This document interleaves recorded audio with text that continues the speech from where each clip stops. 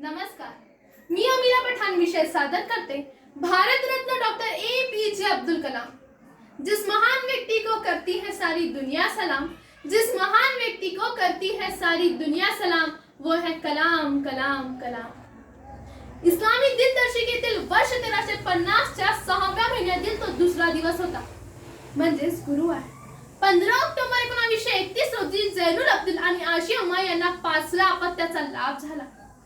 तो त्यांचा चौथा मुलगा होता। पंपनपेठ हे धार्मिक परंपरा आणि इतिहासात मुरलेले आहे। रामेश्वरम येथे जाण्याचे हे मुख्य ठिकाण आहे। देशातील हिंदू धर्मीयांचे अत्यंत पवित्र ठिकाण असलेले रामेश्वरम ही एक खूप मोठी वसाहत आहे। जैनुल अब्दील हे अगदी धार्मिक वृत्तीचे होते। ते आपल्या संपूर्ण कुटुंबासह रामेश्वरम येथे राहत होते। 1931 साली जैनुल अब्दील यांनी आपल्या लहान मुलाचे अब्दुल कलाम असे नामकरण केले। देशवीर सेनानी अबुल कलाम आझाद यांच्या नावावरून हे नाव ठेवण्यात आले होते। अब्दुल कलाम यांची घरची परिस्थिती हलाखीची होती। शाळेतील पुढचे शिक्षण घेण्यासाठी त्यांच्याजवळ पैसे नव्हते। तेव्हा कलाम यांची आई म्हणजेच आशिया उमा आणि कलाम यांनी चिंचोके विकून आणि दारोदारी वर्तमानपत्रे विकून मिळवलेली रक्कम बाहेर काढली। ती रक्कम बरीच होती। कलाम यांच्या शिक्षणासाठी ती उपयोगी होती। दुसऱ्या दिवशी लगेचच कलाम आपले चुलत भाऊ शमसुद्दीन आणि जलालुद्दीन यांच्यासोबत रामनाथपुरमच्या श्वास हायस्कूल मध्ये गेले। तेथे त्यांनी APJ अब्दुल कलाम असे नाव टाकले। APJ ही आद्याक्षरे कलाम यांच्या पूर्वजांचा वारसा आहे। कलाम यांचे पंजोबा अबुल, आजोबा फकीर आणि वडील जैनुल अब्दील। पुढे कलाम यांनी विज्ञान शाखेतील पदवी BSc याचा अभ्यास करण्याचे निश्चित केले। त्यासाठी त्यांनी दिवस रात्र कठीण मेहनत, कठोर परिश्रम करून आपले स्वप्न म्हणजेच शास्त्रज्ञ बनण्याचे स्वप्न पूर्ण केले। म्हणूनच कलाम म्हणतात, सपने वो नहीं जो आप नींद में देखें, सपने वो नहीं जो आप नींद में देखें, सपने तो वो होते हैं जो आपको नींद आने ही ना दे, सपने तो वो होते हैं जो आपको नींद आने ही ना दे। मिसाईल मॅन आणि राष्ट्रपिता या नावाने ओळखले जाणारे डॉक्टर APJ अब्दुल कलाम यांचा स्वभाव निराळाच होता।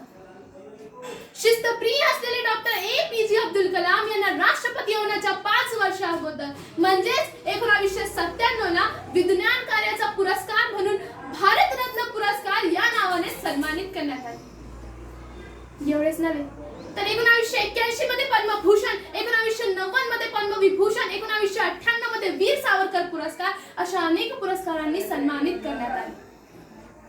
अहो एवढेच नव्हे तर APJ अब्दुल कलाम अशी एकमेव व्यक्ती आहे जे राष्ट्रपती असून एक शास्त्रज्ञ आहे। त्यांची कामाप्रती असलेली निष्ठा, सेवाभाव खरोखरच प्रेरणादायी आहे। ते आपल्या कामाप्रती एवढे निष्ठावान आणि एवढे इमानदार होते की त्यांनी आपल्या पूर्ण राजकीय आयुष्यात फक्त 2च सुट्ट्या घेतल्या। एक त्यांच्या वडिलांच्या निधनावेळी आणि एक त्यांच्या आईच्या निधनावेळी। जेथे नेते सुट्टी घेऊन फिरण्यात जाण्यासाठी तत्पर असतात, तेथे या नेत्याने फक्त 2च सुट्ट्या घेतल्या। जेव्हा APJ अब्दुल कलाम यांना राष्ट्रपती म्हणून निवडून देण्यात आले, तेव्हा संपूर्ण राष्ट्र भवन सजवले गेले। तेव्हा ही तयारी देखील करण्यात आली होती की नवीन राष्ट्रपतींच्या सामानाची व्यवस्था करावी। पण ही गोष्ट ही तेवढीच खरी आहे की जेव्हा डॉक्टर APJ अब्दुल कलाम राष्ट्रपती म्हणून राष्ट्रभवनात गेले, तेव्हा त्यांच्याजवळ फक्त 2च सुटकेस होते। एकात त्यांची पुस्तके आणि एकात त्यांचे कपडे। अगदी साध्यापणे आपले आयुष्य जगणारे डॉक्टर APJ अब्दुल कलाम आपल्या खऱ्या आयुष्यातही मनमिश्रू स्वभावाचे। त्यांनी ज्यांच्या सोबत काम केले त्यांची मने जिंकली।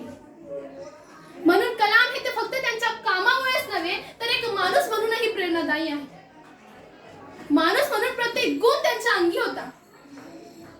त्यांचे विचारही खूप महत्त्वाचे होते। ते नेहमी म्हणायचे, don't read success stories, don't read success stories, you will get only ideas, don't read success stories, you will get only message, read failure stories, read failure stories, you will get some ideas to get success, read failure stories, you will get some ideas to get success। असे महान विचार असणारे राष्ट्रभक्त थोर नेते doctor APJ Abdul Kalam यांचे निधन 27 जुलै 2015 ला शिलाँग येथे हृदयाच्या तीव्र झटक्याने झाले.